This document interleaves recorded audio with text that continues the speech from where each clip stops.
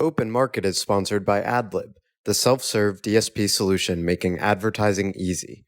What do the world's largest demand-side platforms have in common? They're effective, but they require large annual contracts and spend minimums. With AdLib, growing agencies get a single platform that connects to every top global DSP with no contracts, no spend minimums, and G2's #1 ranked support. That means access to the entire universe of TV, digital out-of-home, audio, display, video, and native without a hassle and with no blind spots.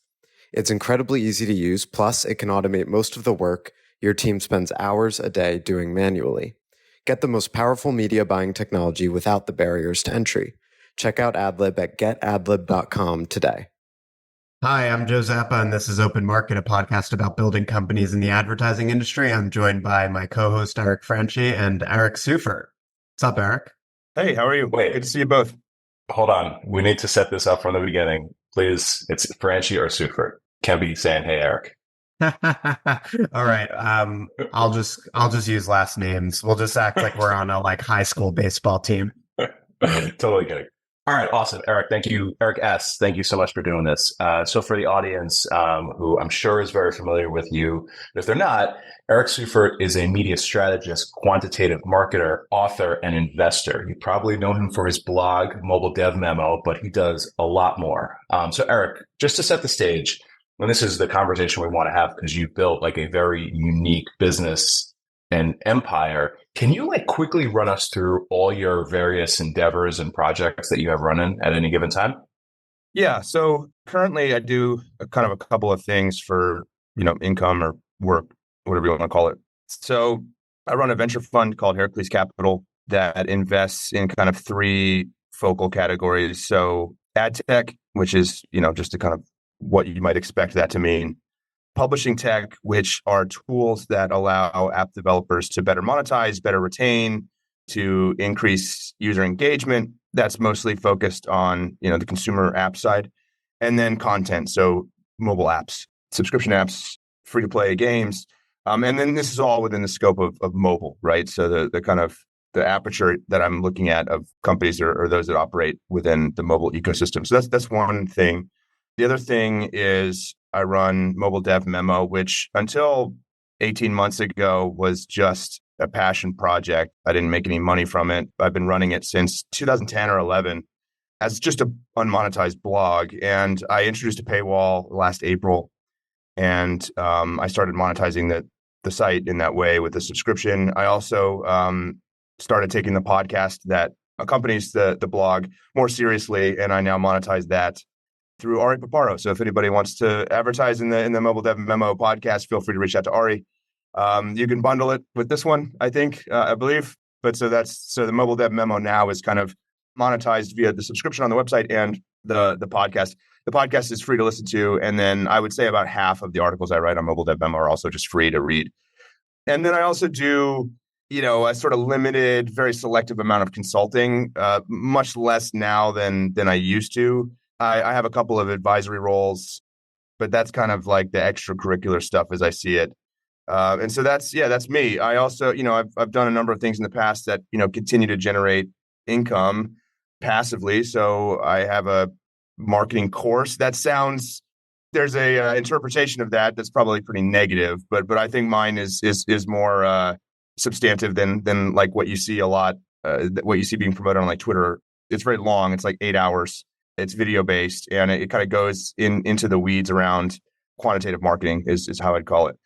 So that generates revenue. I wrote a book many years ago that continues to generate revenue. So those are the kind of the things that I do for money. But I'm in a very sort of privileged position now in my life where I can say that I really enjoy those things, and I would do them for free, as demonstrated by the fact that I did them all for free for a really long time. So I feel really lucky with where I'm at in my life.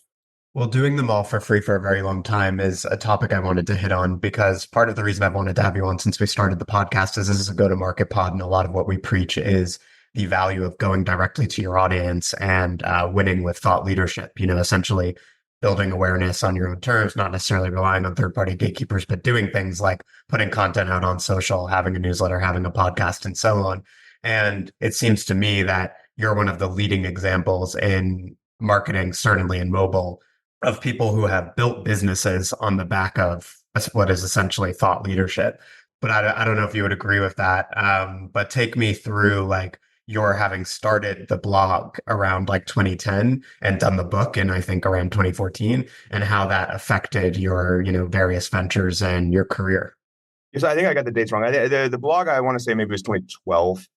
So it's been more than a decade, right? But the sort of genesis of the blog was really just an act of self-preservation. So when I finished grad school, I went to grad school in Europe, and I went to a school called University College London. It's fairly highly ranked school, and I went there because I got a full ride scholarship. And so I went, and I didn't have any money, and I didn't have any family money, and so that was really the only way to go to grad school. And so I finished, and I studied applied economics, and I got a job at Skype. And the reason I got the job at Skype was, or one of the reasons was that I, did 1 year in grad school in London. And then the second year, the reason it was a full ride was it was part of this European Commission program, which is kind of ironic because I'm very critical of the European Commission now, but I owe them my graduate degree. They fully paid for, plus a stipend. It was very generous for living.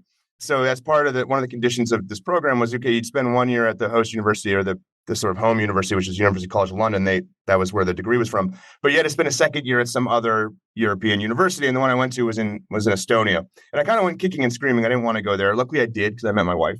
Anyway, so I graduated from this university in Estonia, or I finished my research in this university in Estonia, and I got a job at Skype. Skype was essentially down the street, and it was headquartered in Estonia. And so I worked at Skype for a while, became really fascinated by the freemium business model. So the freemium hadn't really taken root in the West yet at this point. This is like 2010. And I was working at Skype, and Skype was a freemium product. If you remember, it was totally free to use. You could do point-to-point VoIP for free, but you could buy a phone number. So if you wanted someone to call you, it felt as if they were calling your cell phone, but in actuality, they're calling your Skype. And that didn't work that well. And Skype was kind of like a terrible business. But I thought, okay, there's probably ways to apply this business model that are really interesting. And I saw what was happening across the Baltic Sea in Finland, and free-to-play gaming was sort of just starting to become a category on Facebook Canvas. And so I went and joined a company that was already in the process of failing. That, so this was the moment in time where Facebook Canvas as a gaming platform was beginning to disintegrate. This was when Facebook sort of pulled the rug out from Zynga and took away like the sort of viral notifications mechanic. I mean, everyone remembers that. And mobile was emerging as a gaming platform. And so the company that I joined just, past the point of no return with respect to failure, was just late making that shift. And when they did, they bet the farm on Android versus iOS, which was just a strategic mistake, right? So that company failed. And I was like, okay, joined a startup. It failed. There was another startup that had recruited me. I said, okay, playing a little bit of a risky game here. This mobile gaming business, who knows where it goes? I feel very confident that it will become something big, but maybe it won't. I'm joining another startup. This one's even less well-funded than the other one. So why don't I do this? I really want to take this job because it sounds interesting, but I should just start blogging. And I should start blogging about mobile free-to-play, like the economics of it, in a way that utilizes this fancy degree that I just got, because I'm going to forget all of that information over the course of like the next couple of years. And so I might as well find a way to apply it while it's still fresh in my mind. And so I just started blogging. And I remember I sort of set a goal for myself of writing like 10 articles before I launched the blog. So there's like this locus of content there. And I did that, sort of after work and wrote the blog, and I published it, and people enjoyed it. And I was talking about things like how to predict a user's engagement, like in terms of number of days played from like a retention curve, and how to think about like lifetime customer value, those kinds of things. And then how to promote a game, how to take a game that you have and actually get users for it. And that was just based on Facebook advertising at the time. And so I started writing about these topics, and there was an audience, right? It was mobile game developers, and mobile gaming was a very small category at that time. But nonetheless, there was an audience for it. And then Supercell blew up. So I had moved to Helsinki at this point, whereas I was living in Helsinki. Supercell had actually spun out of the company that I had been working for, the one that failed. And so they were like a competitive startup to the one that I was at. And lo and behold, the startup that I joined did fail again. So here I was, like almost 30 years old. I'd been at 2 failed startups, had no money to my name. I felt like a loser, but I had this blog, and it had a little bit of an audience. It had a little bit of a following. And so what I decided to do was, hey, I'm doing something right. A lot of things I'm doing wrong. I've failed in a number of ways. And keep in mind, at this point, I'm like 28, 29, maybe. My girlfriend and I are pretty serious. I have no money to propose. I'm living in a 25 square meter flat in Helsinki, which sucked. I just feel like an absolute loser. But I had one thing in life that was going for me outside of my relationship with my then girlfriend, now wife, which was that this blog had some traction. So I pitched a couple of publishers about, hey, let me turn this into a book. And one of them took me up on it, Elsevier, which is a well-known academic publisher. So I was like, look, the startup I'm working at now is failing. I can sense that. The startup I just left failed. So let me just put a lot of effort into this. I wrote the book, published the book. It was pretty well received, I think. And then as a result of my blog, a company reached out to me, which was actually very successful at the time in Berlin and ended up exiting for a very impressive amount of money.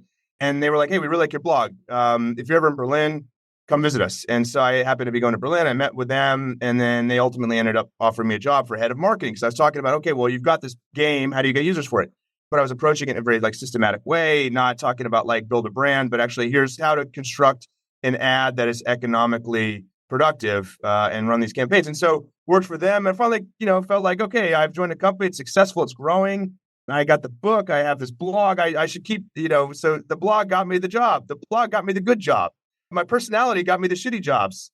My personality got me the jobs at the companies that failed, but the blog got me the good job. And so I really should never give this up. I should continue doing this forever. And so I just had a deal with this company. It's like, look, you gave me the job on the basis of the blog. You can't expect me to stop doing it. You have to let me do this kind of in parallel. I promise it'll never affect my work. I promise I'll never do anything to piss off Apple or, well, I promised for the tenure at that job. I didn't promise that in perpetuity. But they're like, okay. And so I kept writing the blog and got, a number of other jobs that were more senior over time and built a career that I enjoyed as an operator.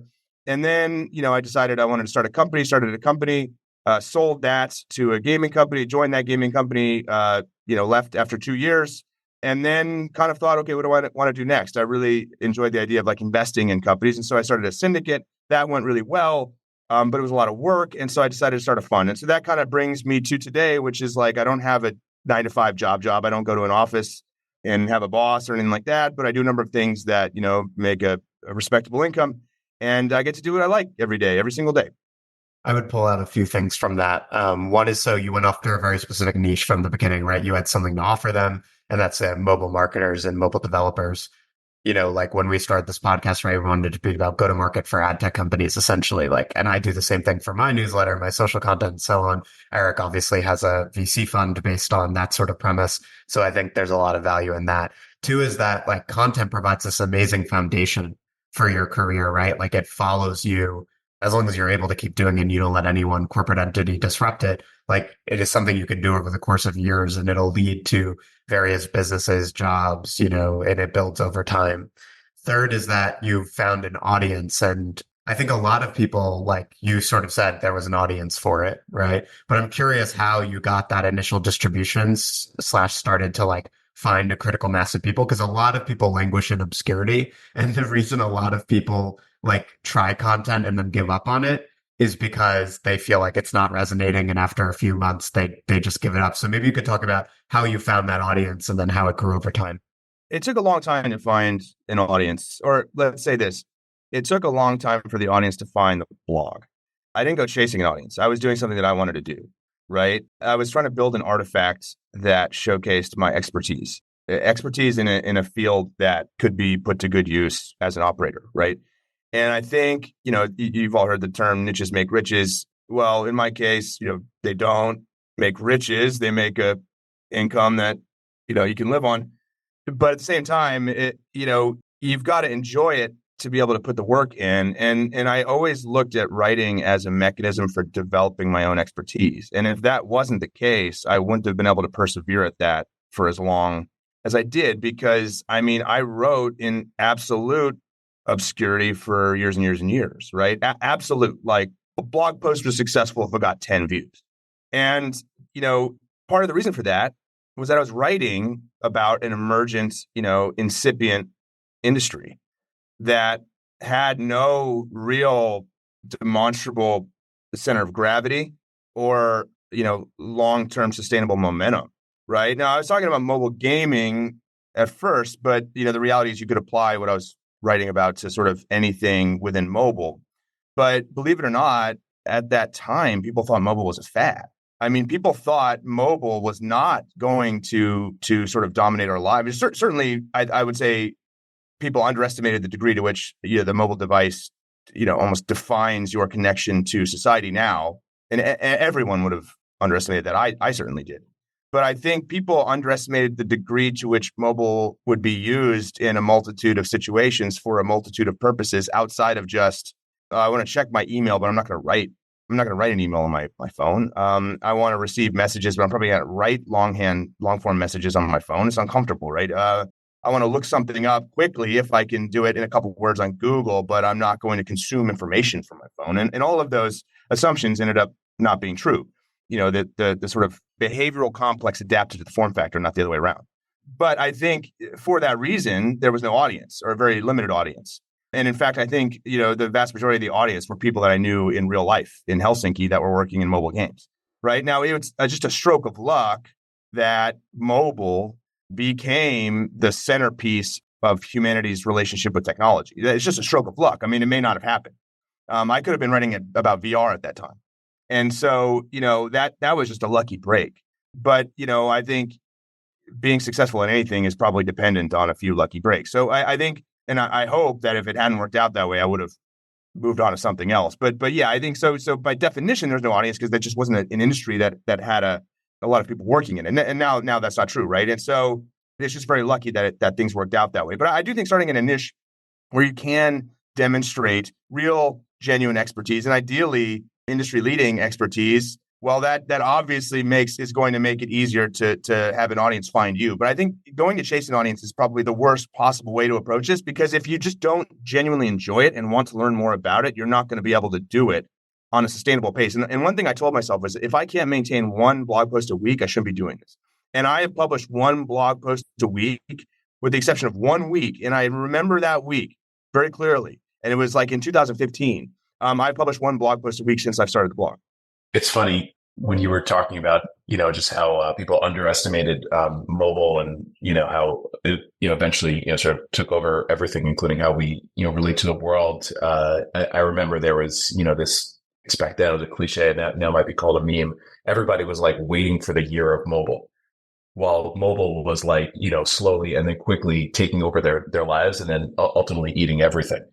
There has to be some either moment or strategy or thing that, happened either to you or you figured out that all of a sudden, just brought Eric Seufert to the world. Because I just remember at one point, this might have been a couple of years ago, you were everywhere. So I think my kind of career, and I mean, it's a function of my personality. It's to be very, very, very aggressively committed to something after having put like a lot of thought into it and come to a thesis, right? And I may ultimately abandon that thesis, right, with new information. But like, I feel like when it's strong opinion strongly held is me. And so I was very, very determined to convince everyone in the world that free-to-play gaming was going to explode in popularity and become the biggest single category of gaming. And it has done that. And I wrote Freemium Economics, my book, in service of that. And to explain why I believe this model was superior for in the mobile context, with the sort of systems that exist on mobile, where the marginal cost of distribution is zero, where everybody eventually will have a smartphone, which they do, right? But this is back then. This was 200 million smartphones, but it would grow to as it has 7 billion, I thought. And so that was me just trying to convince the world of something. And so that sort of evolved until like one day I sort of woke up and I believe Mobile Dev Memo was the singular destination for learning about not just the freemium economy, but also like the mobile economy. And I don't know that wasn't like a moment in time that just sort of like evolved that way. But there was a moment where I realized like, okay, I'm getting invited to speak and give keynotes at all these conferences. And that's because I put this work in and it was a very long process but it grew and grew and grew. But that wasn't a singular moment. There was a moment where I woke up and realized that, right? And started taking it more seriously as a result. The second was ATT. And that's when that was, so if you think about these as concentric circles, that innermost concentric circle was like mobile gaming. That was the mobile gaming ecosystem, the mobile gaming, category that was like, okay, there was sort of like the slow burn. And I realized, hey, I probably am one of a handful of people that is seen as like a thought leader in the space, right? And the second, though, was with ATT. And again, it was a strong opinion strongly held, where it's like, hey, wait a second, this was an afterthought in the WWDC keynote, but this is going to change. This is going to absolutely disrupt the mobile ecosystem, digital advertising, broadly. And I had written actually like a couple months before that, what would happen if Apple would announce that they're going to deprecate the IDFA, right? I wrote like a hypothetical chain of events. There's a piece I wrote. I'm blanking on the name right now, but it was, what happens if Apple deprecates the IDFA or something? And so it was sort of, I wrote this like hypothetical, sort of history, like just chain of events of what would happen. They announced this, let's say they announced this at WWDC, and then the mobile gaming category declines by 20%, and Facebook revenues declined. Like many years before that, I had written a piece about, it was called The Coming War Between Apple and Facebook, and I said one thing that look, these two companies are on a collision course. They're going to collide, and Apple doesn't like the fact that Facebook is the primary distribution mechanism for apps. And for content generally, because mobile has become such a big piece of the content consumption, paradigm, because of the proliferation of smartphones, these two companies are on a collision course. Apple wants to control this, and Facebook completely provides an end run for Apple's gatekeeper status. And one thing that Apple could do to stymie Facebook's growth is deprecate the IDFA. And if they did that, it would be disaster. It wouldn't be just a disaster for Facebook, it'd be a disaster for everyone. I wrote that in like 2016 or 17, right? But anyway, WWDC happens, 2019. There's like this kind of throwaway line about this thing called app tracking transparency, and I just started writing. I remember that weekend, I was just writing. Like, this is going to absolutely disrupt the mobile space, and people are pushing back, like, no, it won't. It's not that big of a deal. You don't think Facebook's thought of this? I said, no. They have thought of this, but guess what? I might have considered the fact that an asteroid will slam into the planet. What's my plan B? There's no contingency there.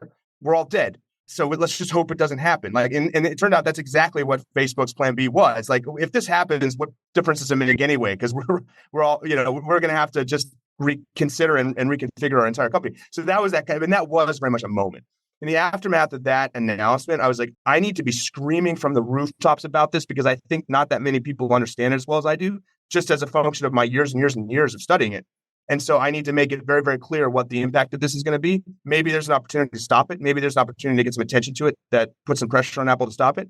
That didn't happen. But short of that, I think people need to really prepare themselves for this. And I think that was like a moment in time. And the blog the readership did kind of explode as a result of that. Yes, that's exactly what happened.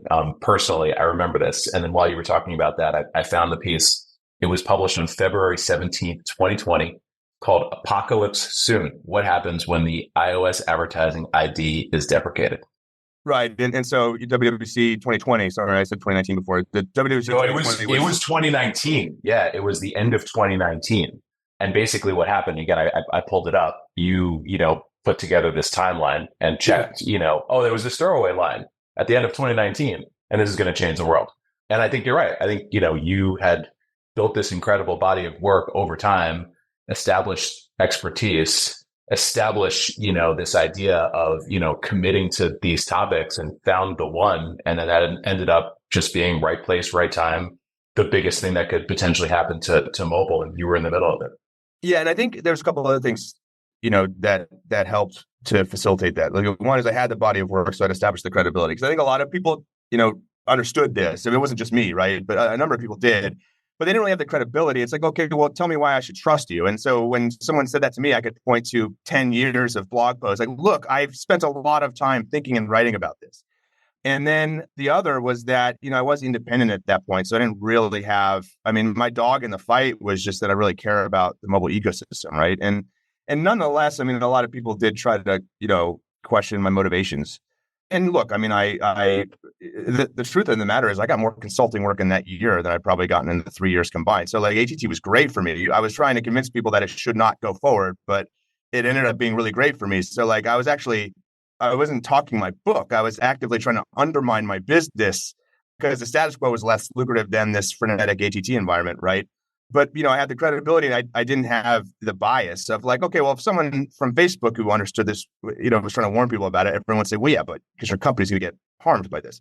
But I didn't really have that, that burden.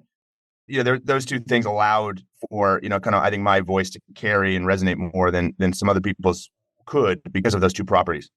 Look, I think the biggest thing from a marketing perspective for our audience is that like this is what it is to build an audience, like a lot of people who do it the best, they lingered in obscurity for years before, it takes off, and then it takes off through a combination of your expertise, through like the alignment of your audience with those expertise, and through some external events that you can't necessarily control, like, ATT happening and causing a major problem that then your expertise can help people solve. So I think a lot of people, like thought leadership is a much ballyhooed term, right, in business. And the reason is because it's often people regurgitating consensus insights, number one. And then number two, sort of giving it a go at creating an audience, but like getting tired and giving up in like, 3 to 6 months. And that's what almost everyone does. Like I have a client who just started doing this kind of thing. And like, he got like a tweet with 30 likes. And I was like, look, man, 30 likes in your second week of tweeting is pretty good. Like, because I think folks like us who have been creating content forever, and I also have that just sort of writerly disposition. So I've been writing, my entire professional life. Yeah, you just linger in obscurity for years and keep building up credibility and, honing your expertise, and eventually maybe you get lucky enough to break through. With Agamemnon, you sort of glossed over that real quick in your biography, but so that's a company. Tell us a bit about that and how quickly you sold it. Because I think it was like about a year, right? So how'd that come about?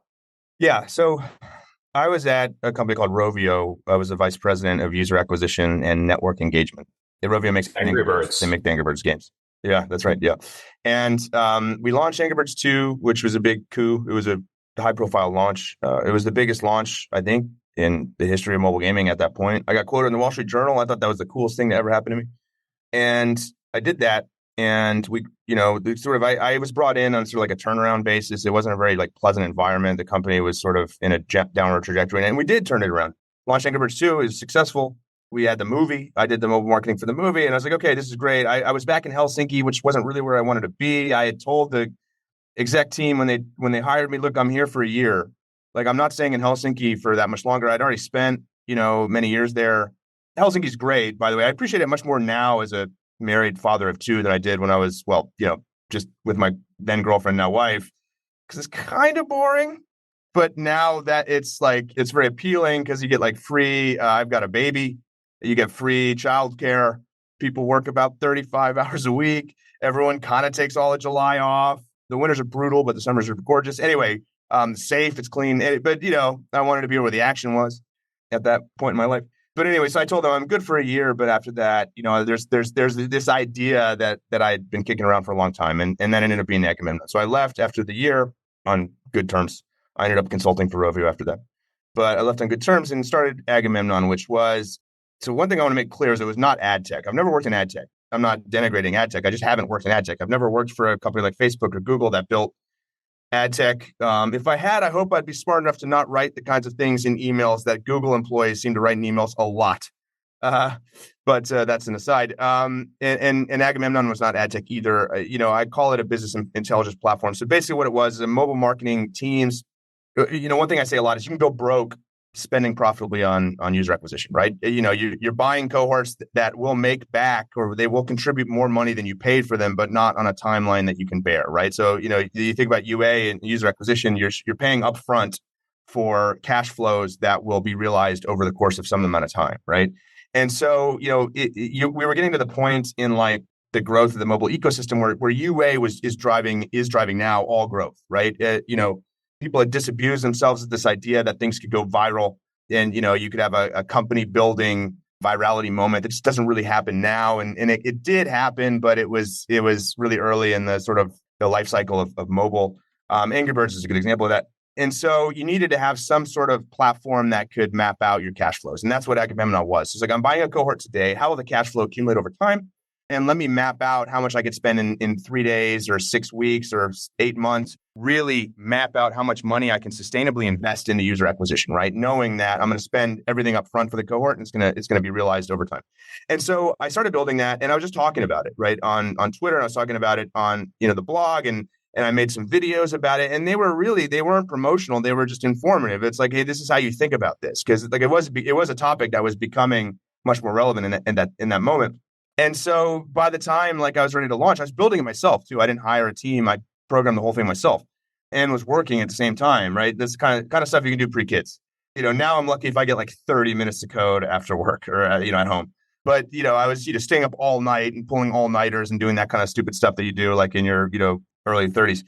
I built it, launched it into beta, had like 200 companies instantly sign up. And I was like, wow, people are really using this thing. I was looking at the Google Analytics data, and the average session time was 2 hours because people were using this not just for its like intended function, but they were using it as like their nexus of user acquisition information. This was like their singular dashboard for user acquisition. And I started talking to people and like, yeah, we love this thing because we didn't have anywhere where we could sort of like congregate, if you will, where we could like strategize and think about our user acquisition campaigns. And this is it.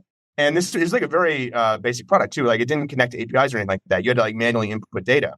And so it's like, okay, wow, this could become like a real platform for managing user acquisition across, the entirety of your one app or your portfolio of apps.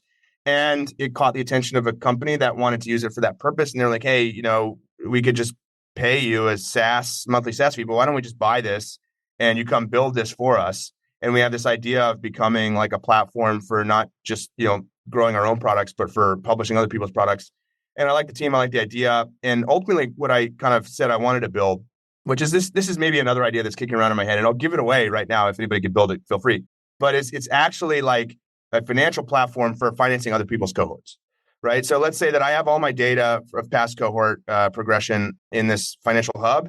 You, a hedge fund, or you, a family office, or you, just an individual investor, you can pay for my next cohort and you get, some premium on that, right? So that's the idea. That's ultimately what I wanted to build at this company. It didn't end up happening that way. Kind of pivoted a little bit. The company pivoted a little bit. But nonetheless, that I joined them, had to move back to the US. I'd been living in Europe at that point for a decade, moved back to the US. There's a whole story there about like my wife getting a visa. Trump had just come into office. He got rid of the expedited visa. So it took my wife almost a year to get her green card. So I was commuting back and forth from SF to London for like a year. That's a whole different podcast episode, but didn't get to build the sort of financial platform, but I've always thought about that. I would love to be able to do that. But anyway, so it was a kind of like a cohort cash flow projection tool. And it was popular, got acquired and joined the acquirer. That's an awesome story.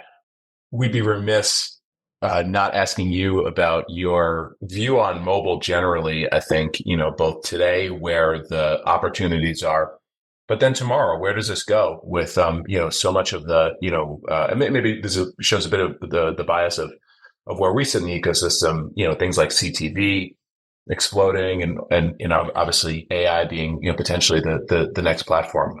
Is there a next mobile, or, I don't want to put words in your mouth, is just everything just continue to be consumed by mobile? Yeah, I mean, I think mobile, like this, let's say the smartphone is the dominant daily use hardware form factor for my lifetime and there are lifetimes. And so there's no next mobile. I think the use case of mobile expands, right? I think AI is an accelerant for time spent with mobile. I don't see that as, orthogonal engagement track, right? I think you engage with AI on your phone. I do every single day, and you continually do that. I mean, you look at stuff like Apple Intelligence and the tools that they're bringing to market with that. I mean, it's just going to become a bigger part of our mobile experience.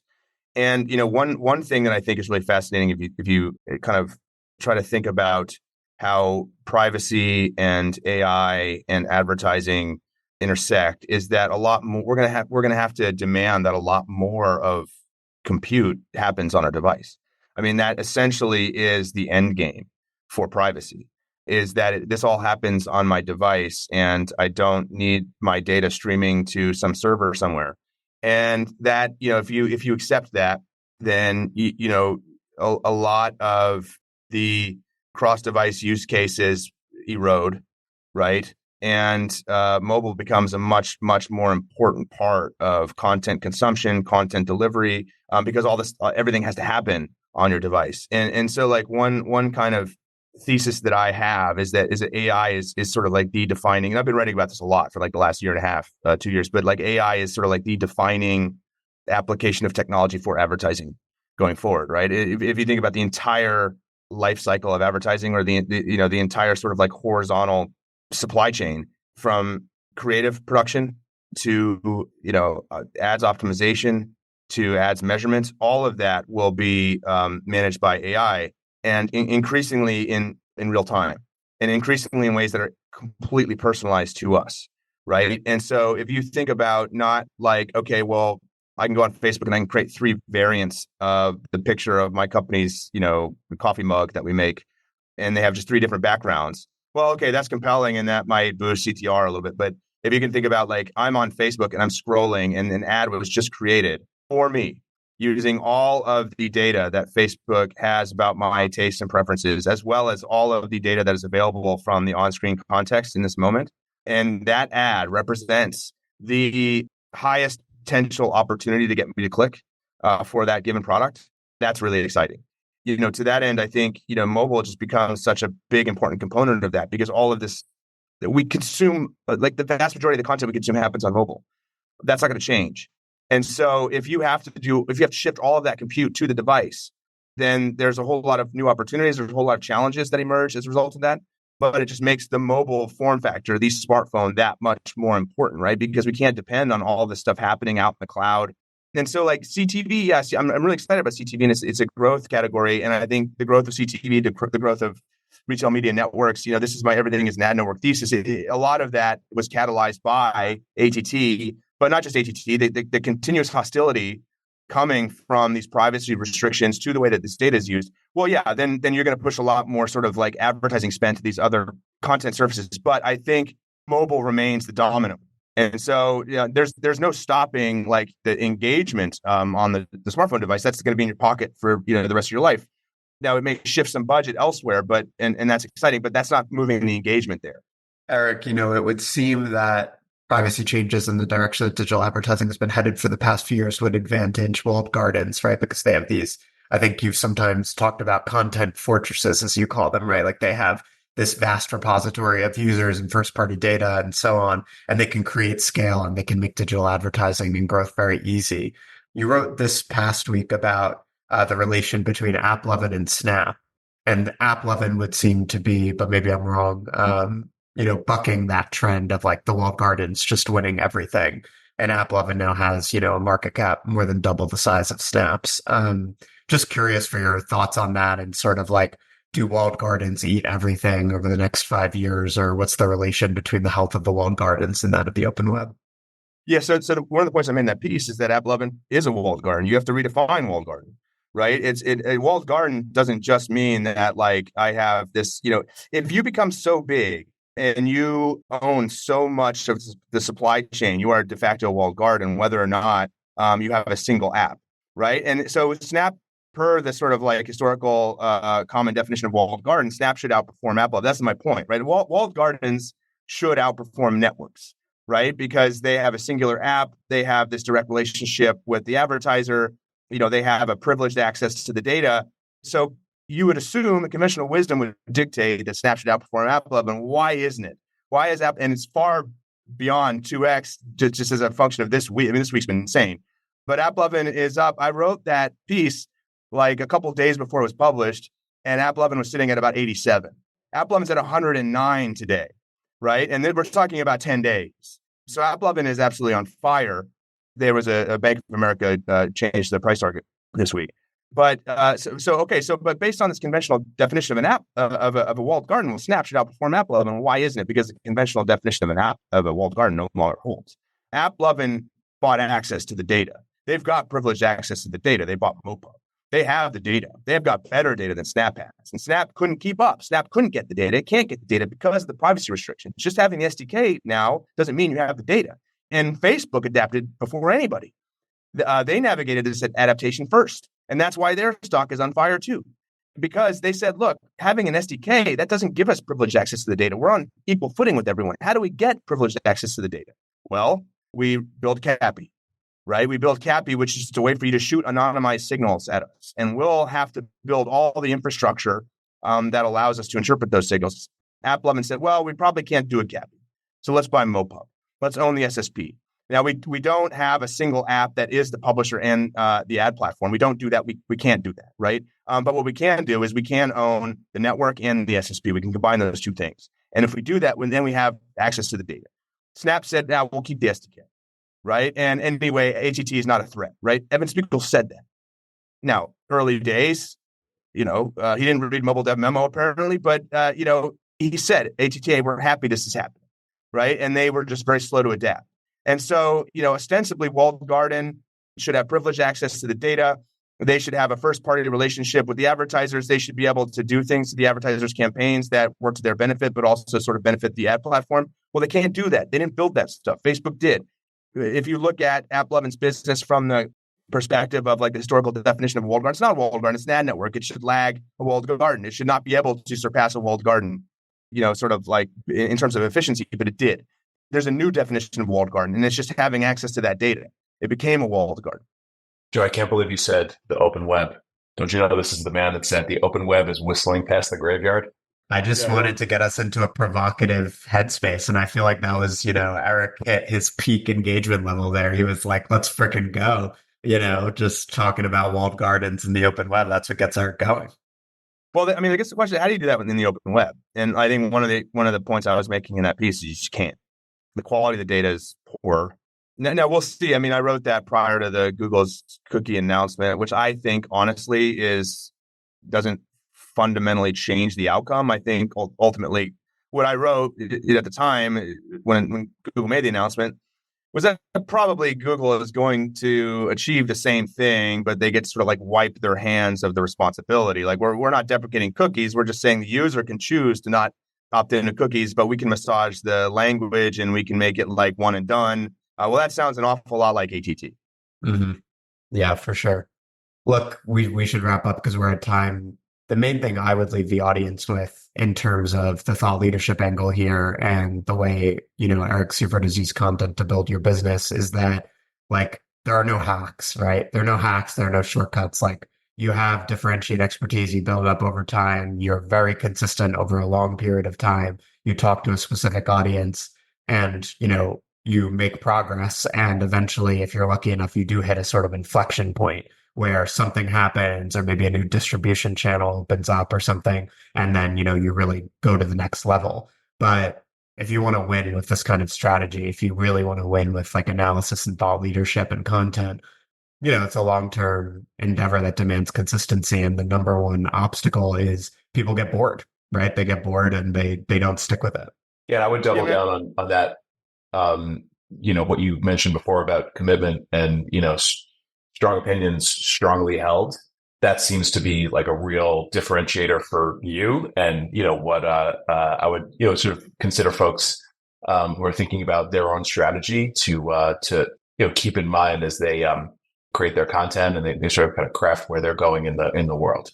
Yeah, I think with content production, you can map like the path to success to the sort of, the old saying with startups is like, how do startups fail? They run out of money. But how does a blog fail? Someone stops publishing. Like you just have to keep doing it. And so you might as well find something that you enjoy because that'll keep the motivation levels high. Sounds great. Yeah. Eric, where do people find you on the internet? Well, Twitter, if you have a stomach for it, and mobiledevmemo.com, or, those are the two sort of like primary outlets, I guess. LinkedIn, I publish there, reasonably frequently. It's usually just cross-posting. And then Threads, but I never really kind of found much traction there. Amazing. Eric Seufert, thank you so much. Folks, if you like this, please, what should they do, Joe? Smash that subscribe button. As we said last week, we're hungry for your approbation. We need attention. So please like that and come back for similar discussions in future weeks with the luminaries of ad tech and digital marketing. Awesome. Thanks, Joe. Thanks, Eric. Bye, everybody. Yeah. Thanks, guys. Bye, guys. Take care.